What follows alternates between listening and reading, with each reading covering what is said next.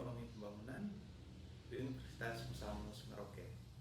Pada kesempatan ini, saya akan menjelaskan salah satu mata kuliah yang saya ampu, yaitu mata kuliah Ekonomi Mikro. Adapun mata kuliah yang saya bawakan ini diprogram oleh mahasiswa semester 2 dengan bobot 3 SKS. Adapun pemaparan video ini merupakan bagian dari unit kerja program Tridharma bidang pengajaran mata kuliah Ekonomi Mikro. Deskripsi mata kuliah: pengantar Ekonomi Mikro merupakan mata kuliah yang menguraikan dan menganalisis mengenai perilaku ekonomi individual, baik mengenai perilaku konsumen, perilaku produsen, maupun pasar. Materi perkuliahan dimulai dari konsep dasar teori ekonomi, konsep dasar permintaan dan penawaran, serta harga keseimbangan, teori perilaku konsumen, teori produksi, teori biaya, dan keseimbangan pasar, maupun baik di pasar persaingan sempurna maupun di pasar persaingan tidak sempurna. Pencapaian pembelajaran mata kuliah Ekonomi Mikro: yang pertama, memahami permintaan, penawaran, dan keseimbangan. Yang kedua, menganalisis elastisitas dan permintaan individu dan pasar. Yang ketiga, menganalisis aplikasi permintaan dan penawaran. Yang keempat, menganalisis utilitas beserta penerapannya. Yang kelima, menganalisis produksi dan biaya beserta penerapannya. Nah, memahami faktor-faktor yang mempengaruhi pembeli dan penjual pada suatu barang dan menjelaskan contoh-contoh yang relevan dengan kasus yang ada di Indonesia. Yang ketujuh, menganalisis bentuk pasar persaingan beserta penerapannya. Yang kedelapan, menganalisis bentuk pasar monopoli beserta terapannya, menganalisis bentuk pasar persaingan monopolistik dan oligopoli dan teori permainan. Yang ke-10, menganalisis pasar faktor produksi beserta terapannya. Yang ke-11, menganalisis peran risiko dan waktu dalam mengelola uang. Yang ke-12, menganalisis ketidakadilan pasar. Yang ke-13, menganalisis tujuan kesejahteraan. Untuk mencapai capaian pembelajaran mata kuliah Ekonomi Mikro, saya melaksanakan tatap muka sebanyak 14 kali pertemuan dan 1 pertemuan ujian tengah semester dan 1 pertemuan ujian akhir semester, dan total pertemuan yang saya laksanakan sebanyak 16 pertemuan. Selain itu, saya menggunakan media sosial WhatsApp untuk berkomunikasi dengan mahasiswa dan dapat memantau perkembangan belajar mahasiswa yang saya ajar. Selain itu, dalam penerapan pengajaran Ekonomi Mikro ini, saya menerapkan kriteria penilaian. Yang pertama, sikap dan partisipasi dan kehadiran sebesar 10%, nilai tugas 40%, nilai UTS 20%, dan nilai UAS 30%. Alhamdulillah sehat ya. Ini pagi ini saya mukanya cerah-cerah semua, senyum-senyum semua. Jadi dalam kondisi yang bahagia ya. Oke, seperti biasa, sebelum kita memulai kelas ini, saya akan mengaku dulu ya. Saya mengecek kehadiran teman-teman semua. Ada Pascalina, ada ya. Babista, ada. Jonikus, ada ya. Fritz, ada. Dava, ada. Dava. Sagita, ada ya. Madalena. Minggu lalu kita bahas tentang materi apa? Masih ada yang masih ingat? Penawaran dan permintaan ya. Minggu lalu kita bahas tentang penawaran dan permintaan. Jadi hari ini kita membahas tentang elastisitas permintaan dan penawaran. Jadi teman-teman sekalian masih ingat penawaran itu apa? Penawaran itu apa? Ayo, ada yang masih ingat? Permintaan itu apa? Di mana peran konsumen, di mana peran produsen? Ayo teman-teman, mungkin ada yang masih ingat? Permintaan itu siapa? Penawaran itu siapa? Ayo, ada yang bisa? Permintaan itu ketika harga naik seperti apa? Ketika harga turun seperti apa? Bagaimana, ada yang bisa?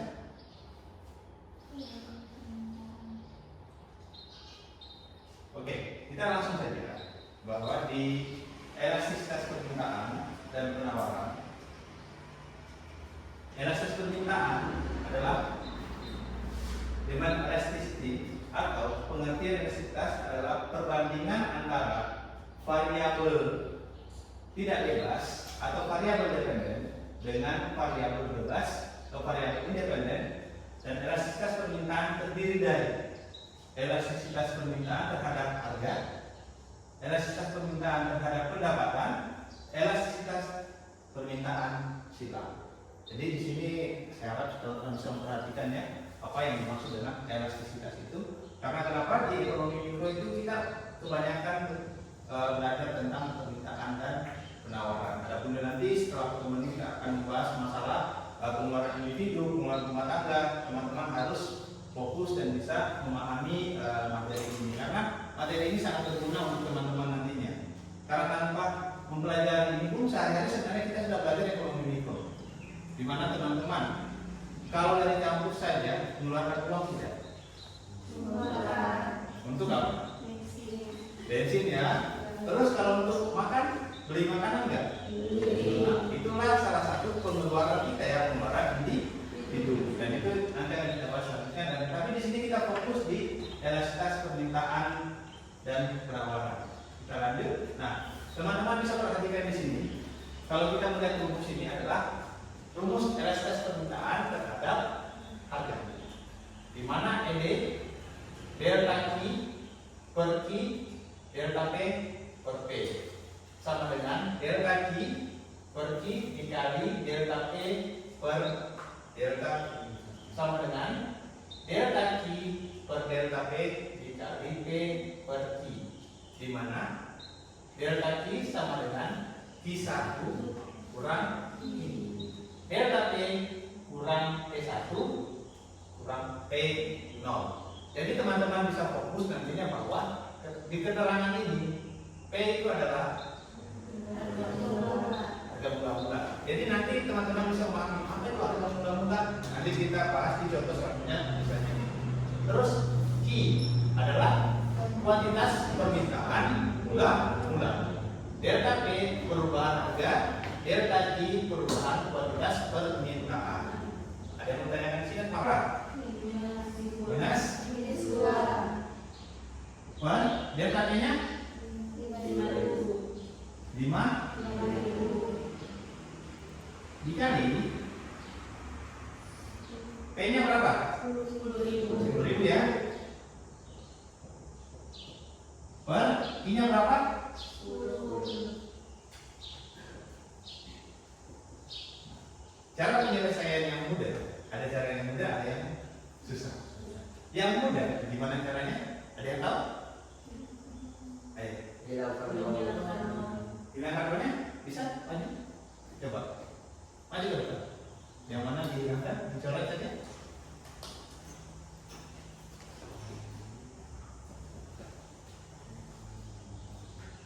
Silakan dicoret nolnya.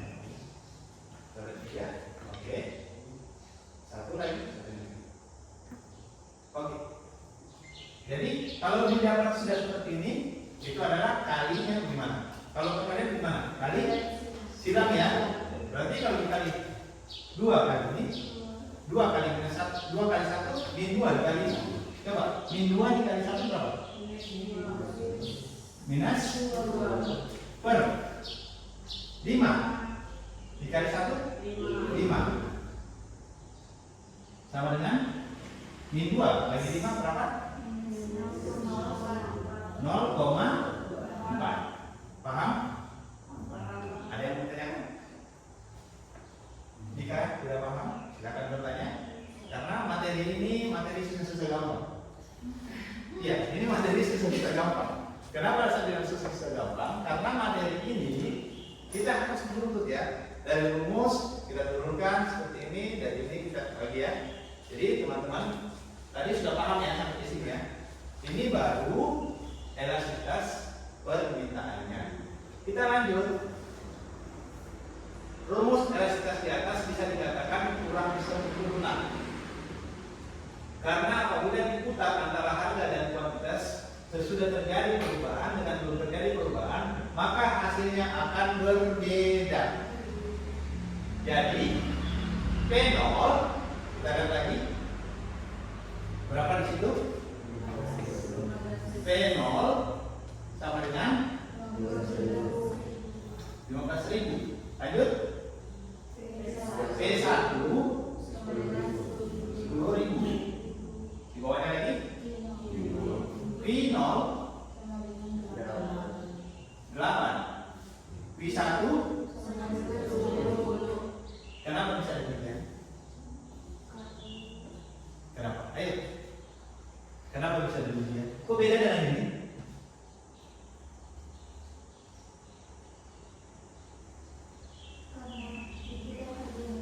Ya, karena diputar.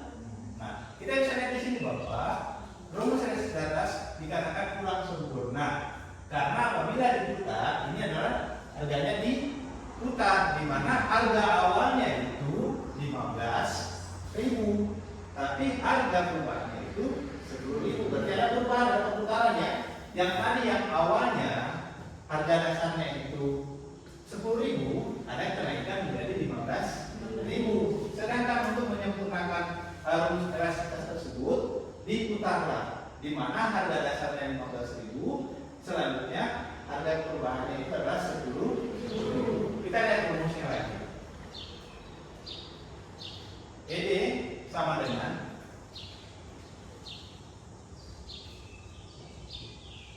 berapa sana? 10 kurang berapa? Per 8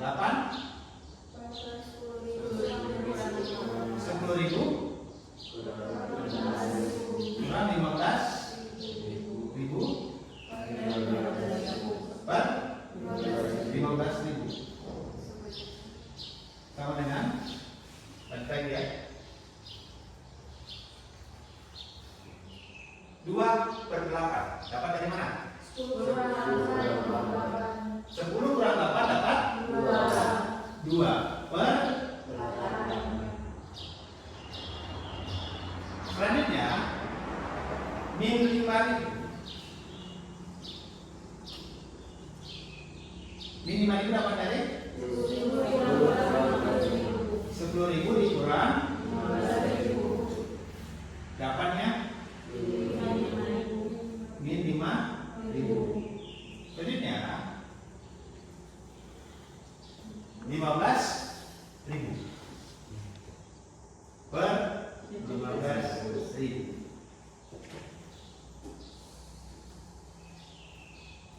Dapat 2/8 sama dengan minus 2/8 dikali 3/1. 3 dapat dari mana? 15 bagi 2 ya. 15.000 dibagi 3 habis ya. Jadi 3/1. Nah, selanjutnya 2 kali 3 6 per hasilnya 0,75. Jadi hasilnya tetap lebih kecil dari 1, yaitu 0,75. Berarti elastisitasnya bersifat inelastis. Nah, untuk menyempurnakan rumus di atas, maka digunakanlah rumus elastisitas titik tengah. Kita next. Ada yang ditanyakan di sini? Ada yang ditanyakan? Silakan bertanya. Kenapa tiba-tiba ada angkanya 3, kenapa angkanya 2? Paham ya? Paham. Oke, kalau tidak paham tidak, ya. 8 tambah 10 tambah 8 berapa? 18. Bagi 2? 9. Ya. Dapat 9 adalah 10 tambah 2, 18 dibagi 2, 9. 5.000 sana 10.000 ditambah 15.000 dapat berapa? 10.000 ditambah 5.000 dapat berapa? 25.000. 25.000 dibagi 2 dapat 12.500. Kalau uang cepat dihitung ya. Luar biasa. Oke, jadi kita dapat nilainya adalah 2 minus 2 per 9, 5.000 per 2.500. Nah, sekarang ini kita bedakan ke bawah. 2 per 9 dikali 200 dikali 125 per 50. 125 dapat dari mana? Nolnya dicoret. Oke, berarti nol yang di sini pertama dicoret, 2 angka dicoret ya. 2 angka dicoret jadi 125 per 50. Selanjutnya kita lihat di sini 5.000 dicoret 2 nolnya. Itu sekitar 50 ya, sama dengan 250. 2 kali 125 berapa? 250. Lanjut 9 kali 50 450. 250 bagi 450 sama dengan 0,5. Ada yang mau ditanyakan? Silakan. Ya. 5.000. Iya. Itu 5.000 di bagian atasnya itu apakah kalau dipindahkan ke ruas kanan itu emang perubahan dia di bagian bawahnya? Dia diputar. Diputar. Iya, diputar. Maka dia terputar di sini bahwa dia menjadi pembagian dari sini, masih ini diputar. Karena kenapa ini minusnya ini bilang ya. Jadi ini kan negatif, di bawah sudah jadi positif. Itu ada lagi yang bertanya? Ya. Itu kan 5.000. Iya. Itu 5.000 di bagian atasnya itu apakah kalau dipindahkan ke ruas kanan itu emang perubahan dia di bagian bawahnya? Dia diputar. Diputar. Iya, diputar. Maka dia terputar di sini bahwa dia menjadi pembagian dari sini, emas juga ini diputar. Karena kenapa ini minusnya ini bilang ya. Jadi ini kan negatif, di bawah sudah jadi positif. Itu ada lagi yang bertanya? Yang lain gimana? Paham? Semangat ya. Ini akan didapatkan nanti di kehidupan. Saat tadi ya seperti yang berawal bahwa ketika kita di kampus kita akan mengeluarkan biaya di hidup. Substitusi itu barang pengganti. Adakah teman-teman tahu barang substitusi itu seperti apa? Apa itu barang substitusi? Ya, barang pengganti. Apa itu barang pengganti? Ayo. Ada yang suka pulpen sama pensil. Fungsinya pulpen untuk menulis bisa digantikan oleh pensil. Selanjutnya, ada yang suka kopi? Kopi ada? Ada? Ada yang suka teh? Ada yang suka dua-duanya, kopi sama teh? Ada. Oke. Ketika mau minum kopi, tidak ada kopi, yang adanya teh. Jadi gimana? Jadi barang pengganti kopi adalah teh. Nah, itu yang dikatakan sebagai barang pengganti. Barang pelengkap apa? Ayo, ada yang tahu? Kan pengganti sudah, tinggal barang pelengkap. Apa itu barang pelengkap? Ada yang bisa? Tadi kan kita sudah paham nih, oh barang pengganti ini.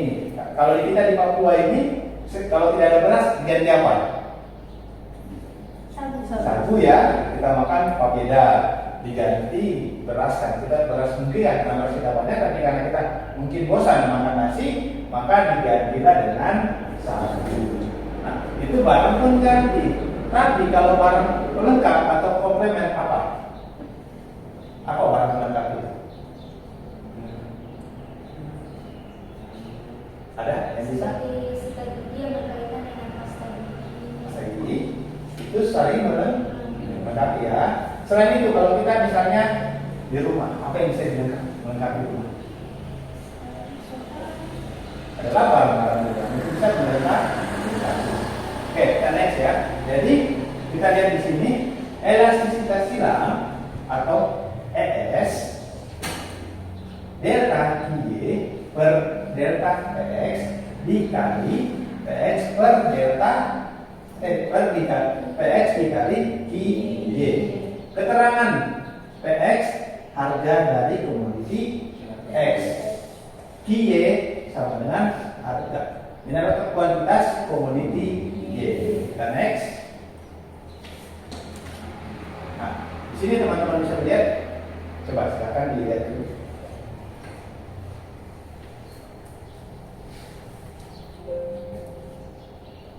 Kenaikan harga beras menyebabkan permintaan terhadap jagung naik. Elastisitas atau pengganti. Nah, ada sebagian daerah ketika beras naik, orang akan mengurangi konsumsi beras, maka dia akan mengganti dengan jagung. Sama dengan kita di sini.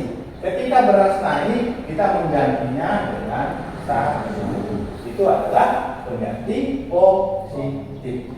Nah, selanjutnya, ketika harga kompor menyebabkan permintaan minyak tanah yang minyak lampu, minyak tanah menurun, elastisitasnya komplement. Kenaikan harga kompor menyebabkan permintaan minyak lampu turun atau minyak tanah turun. Kenapa demikian? Karena masyarakat kurang membeli kompor minyak tanah sehingga permintaan minyak lampunya menurun. Karena kalau banyak orang membeli kompor, maka permintaan minyak lampu atau minyak tanahnya pasti meningkat. Kalau dia menurun komplement, ini kan ada kompor, lengkapnya apa? Minyak tanah. Ada motor tidak ada bensin yang bisa jalan? Tidak bisa ya. Itu sama dengan ini. Kompor ini ketika kompornya ada, minyak tanahnya ada, bisa masak atau tidak? Tidak bisa. Itulah. Kita lanjut di sini. Bentuk elastisitas yang lain adalah elastisitas titik tengah. Elastisitas ini berguna untuk menutupi kelemahan elastisitas harga permintaan dengan menggunakan data yang sama. Hasil perhitungan untuk harga naik dan turun hasilnya tidak sama. Oke. P. Di sini kita bisa melihat ya. P0. Apa itu P0 tadi? P0 itu apa tadi? Harga mula. P1. P1 itu apa? Harga perubahan ya. P1 itu perubahan. Kuantiti 0 itu apa? Jumlah barang awal ya. Terus P1 itu sama dengan perubahan itu 4. Sigma sama dengan 1 banding 3. Kita lihat. P0 sama dengan 8, P1 sama dengan 4, Q0 sama dengan 4, P1 sama dengan 6. Jika dihitung dengan elastisitas titik tengah, hasil kedua perhitungan di atas akan sama. Rumusnya sigma sama dengan 1. Kita lihat di sini. Sigma sama dengan delta T per delta P dikali 1/2 dalam kurung P0 ditambah P1 1/2 Q0 ditambah Q1 sama dengan 0,6. Nah itu kita masukkan saja data-data ini ya di dalam rumus tersebut. Nah dengan demikian angka elastisitasnya 0,6 berada di antara 1/3 dan 1 sehingga dikatakan sebagai elastisitas titik tengah.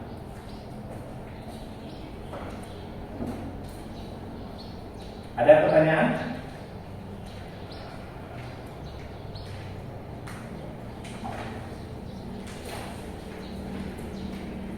Kalau tidak ada pertanyaan hari ini cukup ya. Nah, tapi jangan lupa untuk teman-teman bisa belajar di rumah, mohon dikerjakan tugas ini nanti ya, supaya teman-teman tetap belajar. Dan ingat, jangan dilupakan apa yang kita bahas tadi. karena ini akan tetap berlanjut. Jadi silakan ditulis tugasnya, karena ini akan dikumpul minggu depan ya, pertemuan selanjutnya.